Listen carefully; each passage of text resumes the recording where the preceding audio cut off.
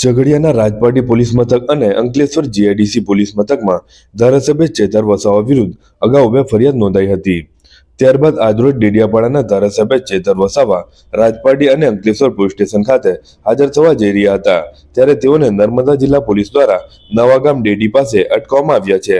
બધી મને જીબાજોડી કરો છો, બરાબર।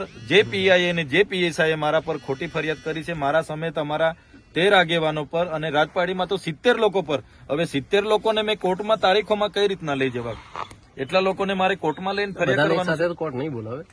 એટલા માટે તમે ઘરે જવામાં મને વાંધો નથી, તમે પૂછી લો તમારા એ તપાસ અધિકારીને, ભાઈ આ એફઆઈઆર ખોટી છે, રદ કરવાના છો કે કેમ? સમારી ભરી દે તો અમે હમણાં ઘરે જઈએ। અંગ્રેજોના શાસનમાં પણ આવી પદયાત્રાઓ પર એફઆઈઆર નથી થઈ।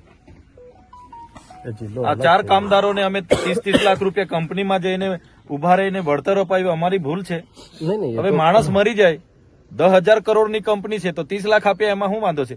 અને કંપની વાળો બિચારો તો રાજી ખુશી આપ્યા છે, તો એમાં બિચારા એફઆઈઆર બી પોતે પીએસઆઈ અરજદાર બને છે। તો આટલી તો કેવી પોલીસની મજબૂરી છે કે પીઆઈ અરજદાર બને, પીએસઆઈ અરજદાર બને?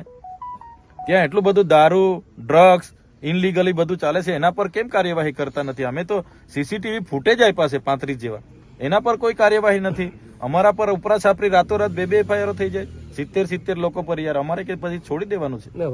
એટલે અમારા ન્યાય માટે અમે તો નીકળેલા છે। પોલીસને યોગ્ય લાગે પૂરવાના હોય તો પૂરી દો।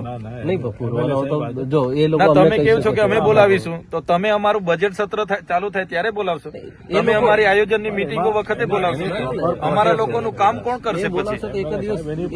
ના, એટલે અમે આજે અમારી પાસે ટાઈમ છે, મહિનો તમે આ ડિસેમ્બર જાન્યુઆરી છે પૂરી દો, અમારું પછી બજેટ સત્ર ચાલુ થશે ત્યારે અમારે લોકો માટે અમારે વિધાનસભામાં બેસવું પડે છે, અને ત્યારે પછી તમે જેલમાં બેહાડી રાખશો તો લોકો માટે કોણ બોલશે?